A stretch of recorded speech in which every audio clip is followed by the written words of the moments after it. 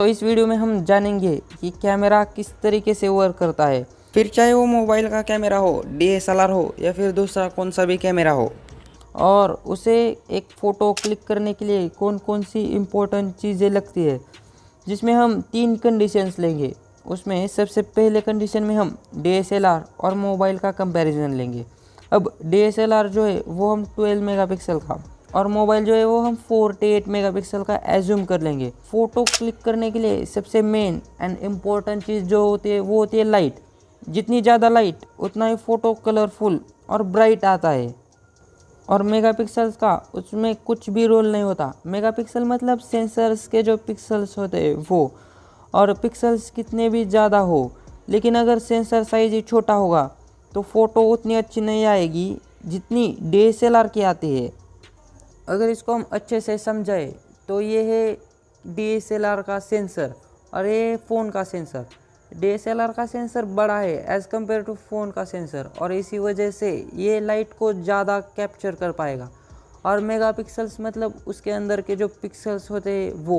अब DSLR में भले ही पिक्सल्स कम हो, लेकिन पिक्सल्स का जो साइज़ है वो बड़ा होने के कारण वो लाइट को ज़्यादा कैप्चर कर पाएगा, और इसी वजह से DSLR के इमेज क्वालिटी एंड कलर्स अच्छे आएंगे। तो हमारा सबसे मेन पॉइंट सेंसर साइज आता है। मतलब सिंपली जिस कैमरे का सेंसर साइज जितना बड़ा होगा उसकी इमेज क्वालिटी उतनी अच्छी आएगी, और मेगापिक्सल भी काइंड ऑफ थोड़े से मायने रखते हैं उसमें।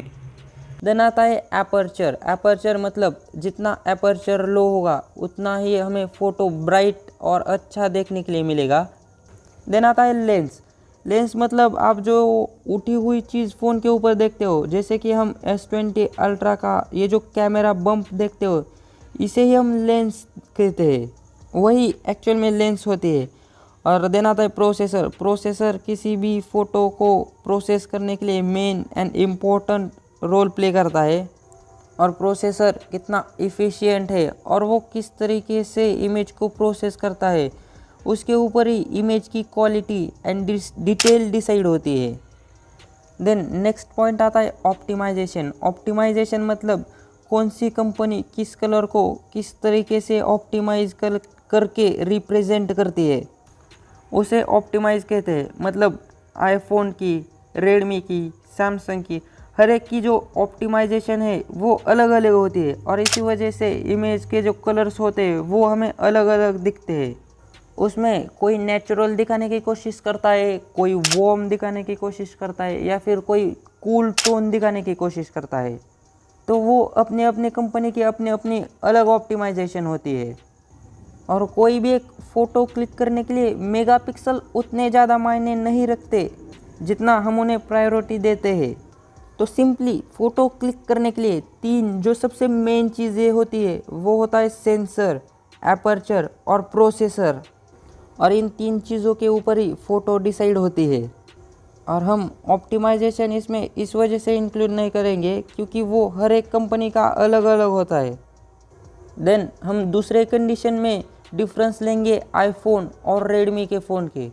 तो आईफोन का जो कैमरा होता है वो 12 मेगापिक्सल का होता है, और रेडमी का हम 48 मेगापिक्सल का एज्यूम कर लेंगे। लेकिन फिर भी आईफोन की जो इमेज क्वालिटी है वो हमें बेहतर देखने के लिए मिलती है एज़ कम्पेयर टू रेडमी, क्योंकि सेम इसमें भी सेंसर, एपर्चर और प्रोसेसर हमें डिफरेंट देखने के लिए मिलता है। तो यही चीज़ें फ़ोटो को क्लिक करने के लिए इम्पोर्टेंट होती है। तो आई होप कि आपको वीडियो अच्छी लगी होगी और समझ में आई होगी, और वीडियो अगर अच्छी लगी होगी तो आप लाइक भी कर सकते हो वीडियो को, और चैनल को सब्सक्राइब कर सकते हो, और हम मिलेंगे आपको नेक्स्ट वीडियो में। Bye bye.